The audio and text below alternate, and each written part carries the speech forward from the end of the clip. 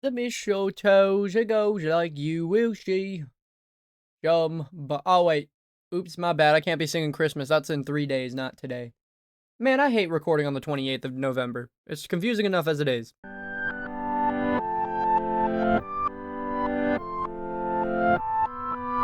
Hello, everybody. My name's Stonsey Boy, and welcome to Reading This is Stonsey.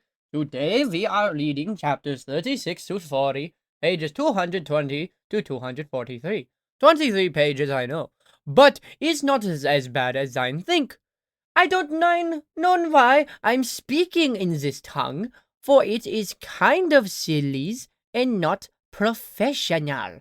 Now, this is the second to final episode of WIllodeen, and it saddens me to the core, to the bore, to the sing, to the ring. But you know, life must go on. So without further ado, let's begin. Chapter 36. By midnight, the wind had calmed, the flames had faded in the waft of the glowing embers. Against the full moon sky, skeletons of burnt trees marked the fire's path. A few buildings were damaged, but except for some blistered hands, stinging eyes, and lingering coughs, no one was badly hurt. It was, we all knew, a miracle. Connor and I agreed to meet the next morning. Exhausted as we were, neither of us slept well. As dawn broke, we were already searching for Quimby. We brought Duzu on the off chance his presence might draw her out. Naturally, we started in the hidden grove since it was our best hope. There was no sign of her, although the number of bubble nests had grown to 11. Connor gazed up at the nest. 11, he marveled. I wish I understood why they keep coming here. Actually, I think I may have figured it out, I said. Connor's mouth dropped open. What? He cried. Why didn't you tell me? I was about to yesterday, then the fire came. And what with losing Quimby and all, I'd been so thrilled about my discovery without Quimby there, everything fell hollow. WIllodeen, said Connor. This is important, please. Tell me. I motioned him over to the two willows where Quimby had spent the most time digging. Well, it was hard to know where to start. First, I had to figure out the right question to ask. Why are the hummingbirds only nesting here? What makes these two trees so special? Good question. Think about when we started seeing a few hummingbirds migrating to the village, Connor. Now that I was explaining my ideas, I felt my initial excitement returning. It was around the same time the village council decided to put a bounty on screechers, right? Connor sat on a rock, hand in chin, listening intently. That could easily be a coincidence, though. I held up an index finger. Maybe. But it was also a coincidence that hummingbirds are nesting here, where Quimby's been eating and nowhere else. I knelt next to one of the two deep holes Quimby had created. I wish I had my trowel, I said. Better yet, I wish I had Quimby. Reaching down past my elbow, I managed to grab a handful of snails. Look, I said. The farther down you dig, the more snails you find. That's why Quimby kept returning to the same holes. She found hundreds of snails here, Connor. Maybe more. And ate them all, he joked. I returned the snails and brushed my dirty hands off my coat. I started to wonder, what makes these two trees, only these two, attractive to hummingbirds? Well, could it be that because Quimby has eaten so many of the snails near the roots? Maybe having too many snails changes the trees in some important way. Too many? Connor frowned. I stood. Nature likes these things in balance, my pa taught me that. Maybe the screechers kept the snail population in check. Connor did not look convinced. So to test my idea, I said, I conducted an experiment, I guess you'd say. I got a bunch of different leaves, including samples of the blue willows, and the one down to the riverfront, and the new grove, and to be thorough, I added some other trees, too. I stopped long enough to cough. My throat was still burned from yesterday's smoke. Then I, borrowed one of Duzu's bubbles. A bubble? Why? I had just a hunch. Luck, I suppose. I figured there had to be something special with these two trees, something connected without having fewer snails around. It could have been, I don't know, but the way the leaves taste or the strength of the branches, but it could have been anything. I lifted my shoulders. But since I happened to have a bubble, I started there. Connor cocked his head. And the bubbles wouldn't stick, Connor. Not to any other blue willow leaves. Not to any other tree leaves. Not just the leaves from these two trees. I passed to catch my breath. I felt buzzy and hopeful, even confident. Connor stared up at the nest overhead. That has to be it, WIllodeen. I still don't understand what the reason is, I added. Do the snails harden the roots? Does it affect the sap of the leaves? But if I'm right, we might fix things by luring screechers back into perchance. They could help keep the snails from getting out of control. Connor looked at his head. You're amazing. Do you realize that? I shrugged. I feel like Quimby showed me the answer to the puzzle, I said, sighing. And now she's gone. You found the answer, WIllodeen, Connor replied with a sad smile. Quimby just provided the appetite. Chapter 37. When we returned to town, the sour smell of smoke hung over everything. The councilors had hastily scheduled a council meeting to discuss the fire damage and consider the future. Many people blamed the railroad for causing the fire, but dry conditions and dragon size clearly had played a part in it too. In any case, I knew what I had to do. Connor and I walked through the carousel. Like much of the village, it was covered in ash. I sat on the blue unicorn, and Connor leaned on my favorite gold-spotted pony. Do you think we'll ever see Quimby again? I asked, stifling another cough. Bertie and May had given foul-tasting elixir that morning to soothe my throat. Connor stroked Duzu, who was perched on his shoulder. Do you want an honest answer, WIllodeen, or do you want me to lie? Lying would be nice, but tell me the truth. I doubt we'll ever see her again. I wiped away a tear. But whatever she was, wherever she is, it's a good thing that we had her here with us for a while. It never would have happened if you didn't give me that puzzler. Connor shook his head. We don't know that. Well, it's certainly quite the coincidence. People are already streaming into this hall in the council meeting. It took like an entire village to show up, men and women, old and young. To my surprise, I saw Bertie and May slowly climbing the steps. I called out, and they both waved. Oh, school will be starting up again soon, Connor said. I know. It's not so bad, really. Connor wiped his ash on a gold pony's mane. Of course, it'd be better if you were there, he added, avoiding my gaze. I really don't like crowds, I reminded him. Or, I grinned, people. But you do like learning. True, I admitted. Bertie and May said it's up to me. They seem to think I'm too stubborn to argue with. You? Stubborn? Connor teased. My father says I don't have a choice. There's some sort of opposite of Bertie and May. He just wants what's best for you, I think. The worry on the face yesterday when he didn't know where you were. He loves you so much. I know, Connor reached up and scratched Doozy's ear. All that worrying seems the worst part of being an adult to me. Not to mention all those meetings, Connor grinned. I suppose it would be our turn soon enough. He pointed at the hall. A few stragglers were still arriving. You ready? I hopped off the unicorn. I said, in surprise of myself, I think I am. Chapter 38. By the time Thaddeus Vineyard slammed down his gavel, the room was packed. Yesterday, he said, his voice solemn, we saw the best of ourselves working to fight a common enemy. Caring for each other, his voice cracked. We fought other fires, faced our other problems, and what is time we worked together in a way I've never seen before. The crowd murmured and nodded. My grandmother, rest her soul, continued Thaddeus, had a saying. He paused below his nose. Thaddy, she would say. He called me Thaddy even when I was a grown man. Thaddy, with enough whispers you can make a roar. Yesterday our beloved village of perchance managed to roar. The mood was different from the last meeting I attended. Villagers stood in a long line, waiting for their chance to speak, but they were patient and kind to each other. I heard plenty of worry and fear. I saw some tears and even heard some laughter. But in the fresh experience of yet another fire seemed to have left the most people feeling grateful and humbled. Everything and anything was discussed. Clearing the land near the railroad track, creating a volunteer fire brigade, planting trees that resisted burning and couldn't require too much water. It wasn't just the fires. People talked about building a new school, about recruiting a doctor to live in the town, about building and growing and improving. And almost everything talked about the fair. Would it happen? Had anyone seen more than hummingbirds? Was there hope at all? I stood at the way back of the line, the last to speak and the youngest, and waited my turn. Then Thaddeus saw me. He groaned. Ah, he said. Will this be about the screechers yet again? We have an awful lot to think about, as you can see, my dear. Perhaps another time. I blinked, flustered. This is only take a minute, I said. We're all weary, said Thaddeus as a baby wailed. And the little ones are restless. We have no time to talk about those smelly monsters of yours, Connor stood. Sir, he said loudly, you'll want to hear what WIllodeen has to say. Trust me, we all need to hear it. Thaddeus narrowed his eyes. The chair doesn't recognize you, boy. He waved his gavel, ready to adjourn, but Connor's father held up a warning hand. Thaddeus, he said, give WIllodeen a chance. Miss Rossett nodded. Yes, she said. Goodness knows there's heard plenty from all of the adults. Thaddeus considered. After a moment, he slumped his chair. Fine, he said, dropping the gavel on the table. Speak your piece. And so I did. I told everyone I observed. I told them about the hidden grove, about the screecher who dined on peacock's nail. I did not tell them how she come into my life, and about the 11 hummingbird nests that Connor and I had discovered. When I mentioned the nest, the entire room burst into applause. People hugged and cheered and raised their fists. I looked over to Connor and we shared a smile. After the group calmed down, I explained as best I could how screechers and hummingbirds and blue willows all needed each other, even if it wasn't easy for us to see the understanding. I said they were a community same as we are. At this, some people stirred, murmured, shifted in seats, sighs. The same as us, someone demanded. I noticed a gray-templed man, neatly dressed, standing on my left. I'd seen him before. His name's James McLaughlin, owner of the nearby mill. Are you actually suggesting, child, that the foul beast deserves the same regard as a human being? He asked. He's right. We aren't animals, a woman yelled, and another murmured in agreement. I gulped. I knew that it was in my heart, but turning that into words, coherent grown-up words, perhaps that was more than I could manage. Behind me I heard others standing, more angry folks, no doubt. Was it how screechers felt, cornered, outnumbered? One touch of nature makes a whole world kin. I spun around. It was May, claiming with all of her theatrical flair. That's Shakespeare, he added, in case you were wondering. Bertie stood too. Let WIllodeen speak, she said. It wasn't a request, it was a demand. And be sure you listen. Never had she seemed taller and more invincible. The room fell silent, shocked no doubt by the audacity of these two old women. I was shaking head to toe. I took a breath. I found my voice.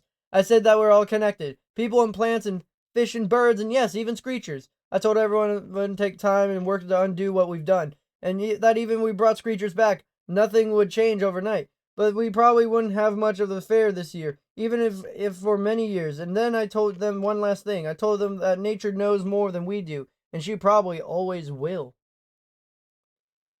Chapter 39. When the meeting ended, Connor and I led a group of villagers, including the counselors, to a hidden grove under the nest that had already been added in the brief absence. I felt odd, having all those people crowded into a space where Connor and I had spent so much time, but the joy in their faces made it all worthwhile. Several people openly wept at the sight of those miraculous nests and the gentle residents. Connor walked me back home. He didn't talk at all. We didn't need to. I just waved goodbye at him from the front door of the cottage, and he shouted, "Wait, WIllodeen!" I returned to the gate. "What's wrong?" He pointed to his shoulder. "You almost forgot something." Doozy was curled on a tight ball, dozing away. He might as well have been cuddled on a pillow. Hunter ran his index finger along the hummingbird's back. Doozy opened one eye, then closed it. "He's snoring," I pointed out. Connor smiled. "He only snores when he feels safe," I said. "Wake up, Doozy," said Connor. "It's time to go home." "No." I took a step back and shook my head. I think I want you to take him, Connor. Let's face it. He pretty much prefers your company."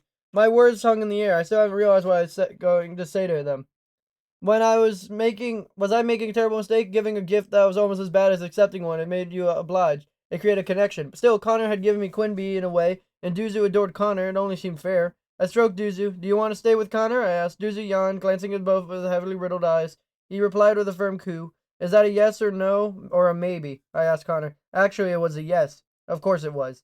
I made myself look Connor in the eyes. I saw gratitude there, but it didn't feel beholden. I didn't feel weighed down. I just felt glad.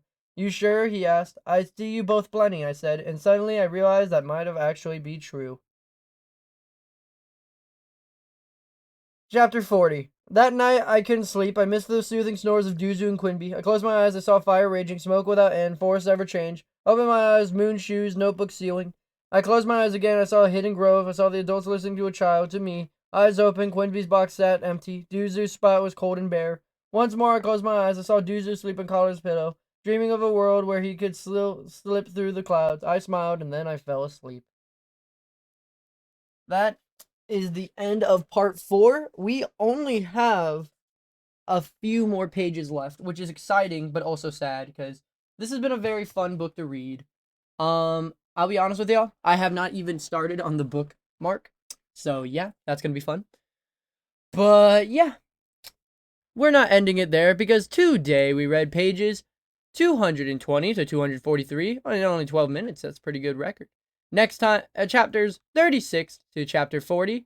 And next time we'll be reading pages 244 to 260. Only 17 pages. And we're going to be reading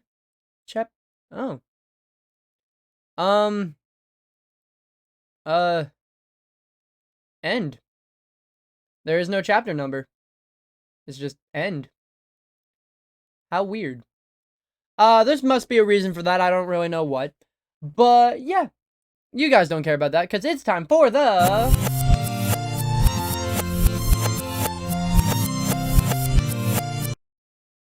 reading corner of the day. Doing it up Stonsey's way. Bop. Today we're gonna do a quick edit that is as quick as 1, 2, 3. Today we are learning about the Dachshund. I thought it was called a wiener dog, but I guess there's different ways of saying things. All I know is it's very small, and even though they look the same, one is actually a puppy and the other one isn't. They're both very stupid and silly looking, but maybe you guys should know this by now, for it has been many episodes at this point. But you should never, ever, ever, ever, schmever, never, never, ever, ever judge a dog, or anyone, or anything by its looks, or you should never make fun of anything, or have such a big opinion on anything political, without knowing its history, because it can help you with credibility, sources, and make you look a heck of a lot smarter in front of your friends, if you have friends. Some people don't, and some people don't have real friends.